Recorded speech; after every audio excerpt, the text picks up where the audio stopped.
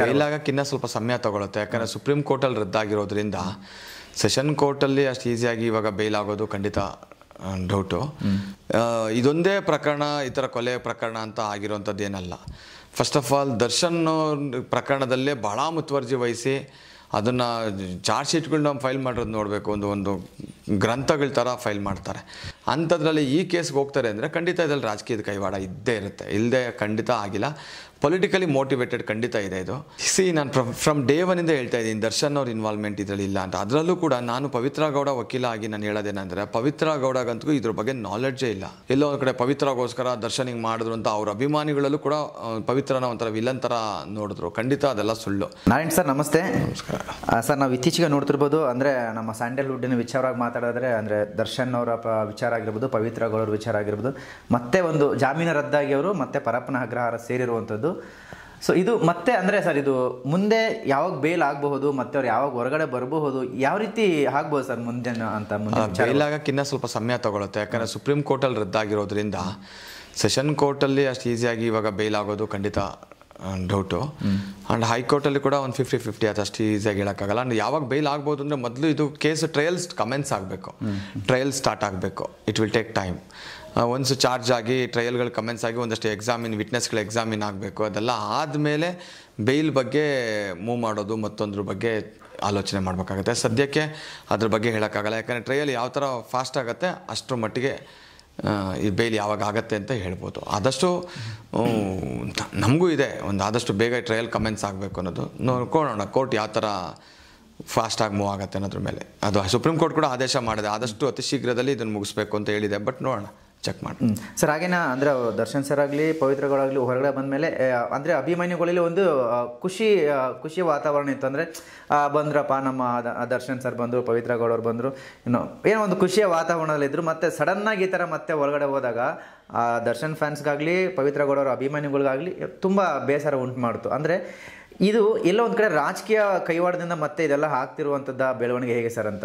ಈಗ ಎಷ್ಟು ಕೇಸಲ್ಲಿ ನೀವು ಹೇಳಿದಾಗೆ ಎಷ್ಟು ಪ್ರಕರಣಗಳಲ್ಲಿ ಇವತ್ತು ಪೊಲೀಸ್ ವ್ಯವಸ್ಥೆ ಇರ್ಬೋದು ಅಥವಾ ಈ ನಮ್ಮ ಹೋಮ್ ಡಿಪಾರ್ಟ್ಮೆಂಟ್ ಏನಿದೆ ಸುಪ್ರೀಂ ಕೋರ್ಟ್ ತನಕ ಅಪೀಲ್ ಹೋಗ್ಬಿಟ್ಟು ಬೇಲ್ಗಳನ್ನ ಕ್ಯಾನ್ಸಲ್ ಮಾಡಿಸ್ಕೊಂಡು ಬರ್ತಾರೆ. ತುಂಬ ರೇರ್ ಕೇಸ್. ಇದೊಂದೇ ಪ್ರಕರಣ ಈ ಥರ ಕೊಲೆ ಪ್ರಕರಣ ಅಂತ ಆಗಿರೋವಂಥದ್ದು ಏನಲ್ಲ. ಫಸ್ಟ್ ಆಫ್ ಆಲ್ ದರ್ಶನ್ ಪ್ರಕರಣದಲ್ಲೇ ಭಾಳ ಮುತುವರ್ಜಿ ವಹಿಸಿ ಅದನ್ನು ಚಾರ್ಜ್ ಶೀಟ್ಗಳನ್ನ ಫೈಲ್ ಮಾಡಿರೋದು ನೋಡಬೇಕು. ಒಂದು ಗ್ರಂಥಗಳ ಥರ ಫೈಲ್ ಮಾಡ್ತಾರೆ. ಅಷ್ಟು ಮುತುವರ್ಜಿ ವಹಿಸಿ ಇನ್ವೆಸ್ಟಿಗೇಷನ್ ಮಾಡಿ ಮತ್ತೊಂದು ಮಾಡಿ ಇದರಲ್ಲಿ ಸುಪ್ರೀಂ ಕೋರ್ಟ್ಗೆ ಅಪೀಲ್ ಹೋಗ್ತಾರೆ. ಎಷ್ಟೋ ಕೇಸಲ್ಲಿ ಸೆಷನ್ ಕೋರ್ಟಲ್ಲಿ ಮರ್ಡ್ರಲ್ಲಿ ಬೇಲ್ ಆಗುತ್ತೆ. ಆ ಕೇಸ್ಗೆ ಹೈಕೋರ್ಟ್ಗೆ ಕ್ಯಾನ್ಸಲೇಷನ್ಗೆ ಹೋಗಲ್ಲ. ಅಂಥದ್ರಲ್ಲಿ ಈ ಕೇಸ್ಗೆ ಹೋಗ್ತಾರೆ ಅಂದರೆ ಖಂಡಿತ ಇದರಲ್ಲಿ ರಾಜಕೀಯದ ಕೈವಾಡ ಇದ್ದೇ ಇರುತ್ತೆ. ಇಲ್ಲದೆ ಖಂಡಿತ ಆಗಿಲ್ಲ. ಪೊಲಿಟಿಕಲಿ ಮೋಟಿವೇಟೆಡ್ ಖಂಡಿತ ಇದೆ ಇದು. ಅದು ಮುಂದೊಂದು ದಿವಸ ಖಂಡಿತ ಅದೆಲ್ಲ ಹೊರಗಡೆ ಬರುತ್ತೆ. ಬಟ್ ಖಂಡಿತ ಇದೆ ಕೈವಾಡ. ಇಲ್ಲದೆ ಅಂತೂ ಖಂಡಿತ ಇಲ್ಲ ಅಂತ ಯಾರು ಹೇಳೋಕ್ಕಾಗಲ್ಲ. ಯಾಕಂದರೆ without home department consent, without police ಪರ್ಮಿಷನ್ನು ಯಾವುದು ಕೂಡ ಅಪೀಲು ಸುಪ್ರೀಂ ಕೋರ್ಟ್ವರೆಗೂ ಖಂಡಿತ ಹೋಗ್ತಾ ಇರಲ್ಲ. ಖಂಡಿತ ಇರುತ್ತೆ. ಸೊ ಅಂದರೆ ಇವರಿಬ್ಬರು ವಿಚಾರದಲ್ಲಿ ಅಂದರೆ ರಾಜಕೀಯ ಕೈವಾಡ ಅಂತ ಹೇಳಿದ್ರೆ ಅಂದರೆ ದರ್ಶನ್ ಅವ್ರಿಗಾಗಲಿ ಇವ್ರಿಗಾಗಲಿ ಅಂದರೆ ಆಗದೇ ಇರೋರು ತುಂಬ ಜನ ಇದ್ದಾರಾ ಅಂತ?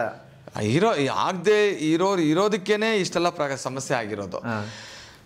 ನಾನು ಫ್ರಮ್ ಡೇ ಒನ್ನಿಂದ ಹೇಳ್ತಾ ಇದ್ದೀನಿ ದರ್ಶನ್ ಅವ್ರ ಇನ್ವಾಲ್ವ್ಮೆಂಟ್ ಇದರಲ್ಲಿ ಇಲ್ಲ ಅಂತ. ಅದರಲ್ಲೂ ಕೂಡ ನಾನು ಪವಿತ್ರ ಗೌಡ ವಕೀಲ ಆಗಿ ನಾನು ಹೇಳೋದೇನೆಂದರೆ ಪವಿತ್ರ ಗೌಡಗಂತೂ ಇದ್ರ ಬಗ್ಗೆ ನಾಲೆಡ್ಜೇ ಇಲ್ಲ.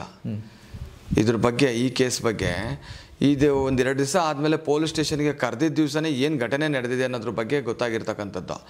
ಇದು ಹೇಗೆ ಅಂದರೆ ಪವಿತ್ರ ಗೌಡ ಹೇಳಿದ್ಲು, ಪವಿತ್ರ ಗೌಡ ಹೇಳಿದಕ್ಕೆ ದರ್ಶನ್ ಮಾಡಿದ್ರು ಅಂತ ಒಂದು ಬ್ರಿಡ್ಜ್ ಕ್ರಿಯೇಟ್ ಮಾಡೋಕ್ಕೆ ಪವಿತ್ರ ಗೌಡನ ಇದರಲ್ಲಿ ಇನ್ವಾಲ್ವ್ ಮಾಡಿದ್ದಾರೆ. ಬಿಟ್ಟರೆ ಇದರಲ್ಲಿ ಪವಿತ್ರ ಗೌಡ ಇನ್ವಾಲ್ವ್ಮೆಂಟೇ ಇಲ್ಲ. ಪಬ್ಲಿಕ್ಕಲ್ಲಿ ಕೂಡ ಅದ್ರ ಬಗ್ಗೆ ಒಂದು ರಾಂಗ್ ಒಪಿನಿಯನ್ ಬಂದು ಎಲ್ಲೋ ಒಂದು ಕಡೆ ಪವಿತ್ರಗೋಸ್ಕರ ದರ್ಶನ್ ಹಿಂಗೆ ಮಾಡಿದ್ರು ಅಂತ ಅವ್ರ ಅಭಿಮಾನಿಗಳಲ್ಲೂ ಕೂಡ ಪವಿತ್ರನ ಒಂಥರ ವಿಲನ್ ಥರ ನೋಡಿದ್ರು. ಖಂಡಿತ ಅದೆಲ್ಲ ಸುಳ್ಳು.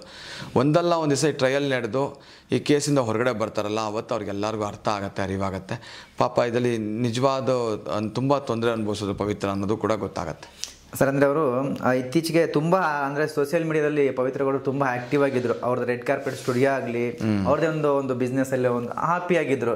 ಮತ್ತು ಈ ಥರ ಒಂದು ಪ್ರಕರಣ ಹಿಂಗೆ ಸಡನ್ನಾಗಿ ಈ ಥರ ಒಂದು ಇದಾದಾಗ ಸೊ ಅವರು ಎಷ್ಟು ಮನೆ ನೊಂದಿದ್ದೀರಿ ಸರ್ ನೀವು ಅವ್ರ ವಕೀಲರಾಗಿ? ಹೌದೌದು, ಭಾಳ ಆಗಿದೆ. ಯಾಕಂದರೆ ನೋಡಿ, ಆಕೆ ನಾನು ಸ್ವಾವಲಂಬಿಯಾಗಿರಬೇಕು, ನಾನು ದುಡ್ಡು ನಾನು ತಿನ್ನಬೇಕು, ಯಾರ ಹಣದಲ್ಲೂ ಏನಿಲ್ಲ. ನಾನು ಲಾಸ್ಟ್ ಟೈಮ್ ಯಾವುದೋ ಒಂದು ಇದರಲ್ಲಿ ಹೇಳಿದ್ದೆ, ನಾನು ಅವ್ರು ಕಾರ್ ಕೊಡ್ಸಿದ ದರ್ಶನ್ನು, ಇದು ಕೊಡ್ಸಿದ ದರ್ಶನ್ನು, ಹಂಗೆ ಹಿಂಗೆ ಅಂತ. ಕಾರ್ ಕೊಡ್ಸಿರೋದು ಪವಿತ್ರ ಅವ್ರ ಅಪ್ಪ, ಲೋನ್ ಹಾಕ್ಸಿದ್ದಾರೆ ಕೂಡ, ಲೋನಲ್ಲಿದೆ ಅದು.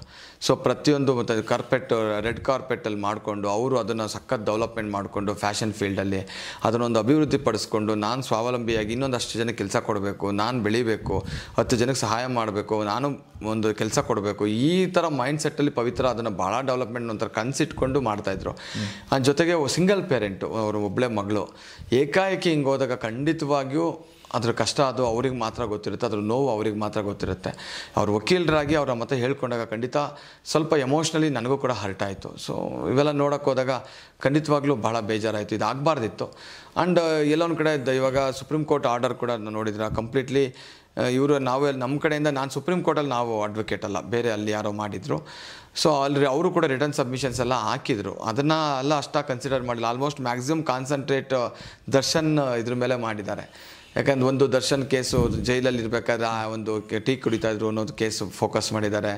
ಆ್ಯಂಡ್ ಈ ಥರ ಮೆಡಿಕಲ್ ಗ್ರೌಂಡ್ ಅದನ್ನು ಆ ಥರ ಫೋಕಸ್ ಮಾಡಿ ಬೇಲನ್ನು ಕ್ಯಾನ್ಸಲ್ ಮಾಡಿದ್ದಾರೆ. ಯಾಕಂದರೆ ಇವರು ಭಾಳ ಪ್ರಭಾವಿಗಳು, ಹೊರಗಡೆ ಇದ್ದರೆ ವಿಟ್ನೆಸ್ಗಳು ಇದು ಮಾಡಿಬಿಡ್ತಾರೆ ಅನ್ನೋ ಥರ ಏನೋ ಒಂದು ದೃಷ್ಟಿಕೋನದಲ್ಲಿ ಮಾಡಿದ್ದಾರೆ. ಆಮೇಲೆ ಇನ್ನೊಂದು ವೆರಿ ಇಂಪಾರ್ಟೆಂಟ್ ಏನಂದರೆ ಹೈಕೋರ್ಟು ಬೇಲ್ ಕೊಡಬೇಕಾದ್ರೆ ಟೆಕ್ನಿಕಲ್ ಗ್ರೌಂಡ್ ಮೇಲೆ ಬೇಲ್ ಕೊಟ್ಟಿದ್ದಾರೆ, ಅದು ಸರಿಯಲ್ಲ ಅನ್ನೋ ಥರ. ಇಂಥ ಪ್ರಕರಣಗಳಲ್ಲಿ ಇಷ್ಟೊಂದು ಲೈಟಾಗಿ ತೊಗೊಬಾರ್ದು ಅನ್ನೋ ಥರ ಸುಪ್ರೀಂ ಕೋರ್ಟ್ ಮಾಡಿದೆ. ನಾವು ಕೋರ್ಟ್ ನ್ಯಾಯಾಲಯದ ಆದೇಶನ ತಲೆಬಾಗಲೇಬೇಕು, ಬೇರೆ ಆಪ್ಷನ್ಸ್ ಇಲ್ಲ. ಸೊ ಹಂಗಾಗಿ ತಲೆಬಾಗಿದ್ವಿ. ಬಟ್ ಮುಂದಿನ ದಿನಗಳಲ್ಲಿ ಖಂಡಿತ ಅದೇ ನ್ಯಾಯಾಲಯದ ಕಣ್ತರಿಸುವಂಥ ಒಂದು ಕೆಲಸನ ನ್ಯಾಯವಾದಿಗಳ ಮುಖಾಂತರ ಖಂಡಿತ ಆಗುತ್ತೆ.